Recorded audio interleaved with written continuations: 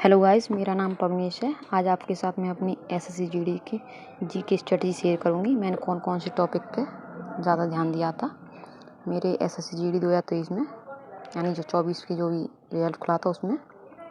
GK में 15 question सही थे, मैथ्स में 40 नंबर आए थे, यानी 20 क्वेश्चन सही थे।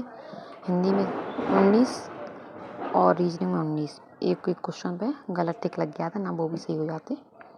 ठीक, चलिए स्टार्ट करते हैं। एंशिएंट हिस्ट्री में Indus valley civilisation, Jainism, Buddhism, modern empire, Gupta period, south Indian dynasty.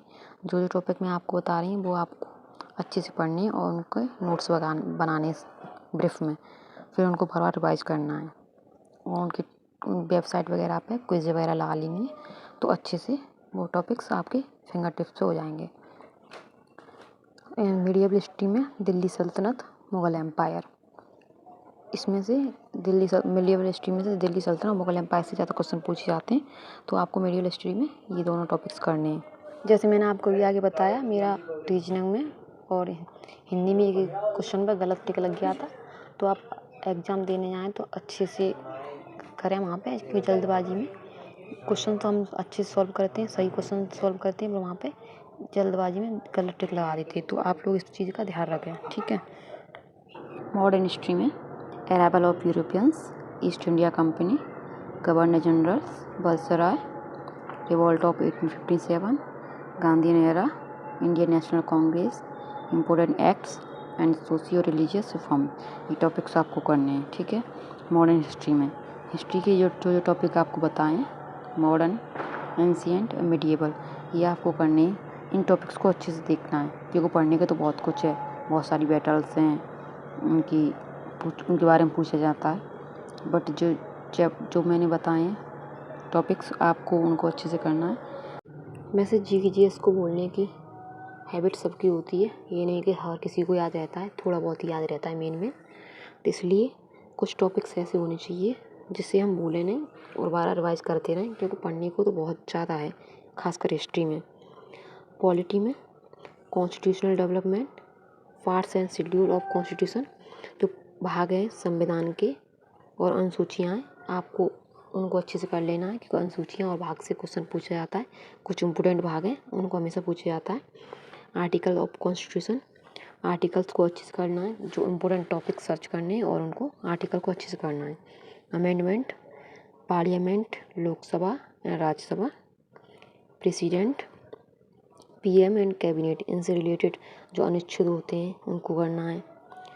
कौन कौन से शपथ वगैरह किस में दी है, नियुक्ति किससे होती है, ये वाले टॉपिक्स आपको करने हैं। इनसे रिलेटेड जो अनुच्छेद होते हैं, इनकी कितनी कौन कौन सी शर्तें होती हैं, कितनी एज होनी चाहिए न्यूनतम, वो सब पढ़ना है आपको इसमें, प्रेसिडेंट, पीएम, कैबिनेट में। और हाई कोर्ट, सुप्रीम कोर्ट और writs. High court, supreme court से रिलेटेड जो अनुच्छेद होते हैं और जो रिट्स होती हैं, किस रिट्स में कौन कौन सी शर्तें क्या दिया गया है, वो आपको पढ़ना है।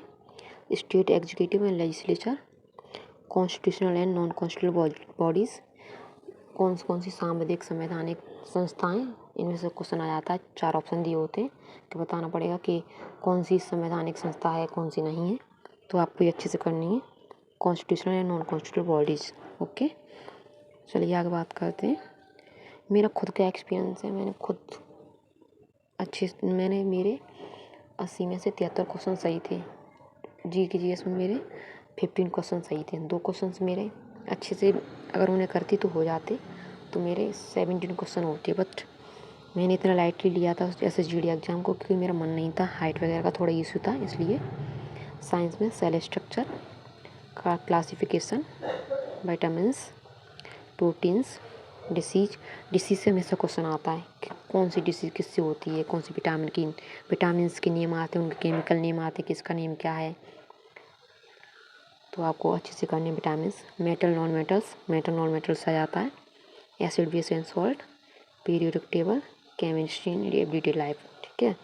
जो टॉपिक्स लिखे हैं आप उनको नोट कर लेना। स्ट्रेटेजी के में classical dances, folk dances, temples and monuments, important battles, तो क्लासिकल डांस और फोक डांस, इनसे हमेशा क्वेश्चन आता है, तो आपको इनको बार रिवाइज करना है, क्योंकि ये तो हमेशा भूल जाते हैं। इनसे रिलेटेड जो नृत्य होते हैं, ये और वाद्य यंत्र वगैरह कौन कौन सा वाद्य यंत्र बजाता है वो वाला टॉपिक आपको करना है। यह टॉपिक आपके फिंगर टिप्स होने चाहिए। Thank you.